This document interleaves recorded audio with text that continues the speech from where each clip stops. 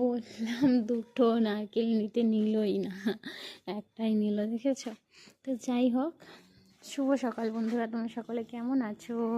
দাঁড়াও, আমি মুখে দেখাচ্ছিলাম, দেখাচ্ছি না, বকে যাচ্ছি, দেখেছো?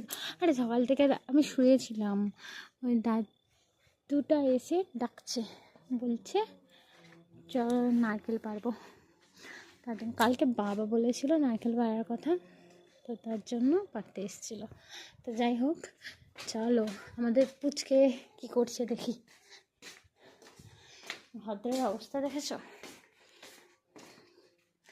ও আমার পুচু কি করে, কি করে আমার পুচুটা? তুমি কি নারিয়েল খাবে?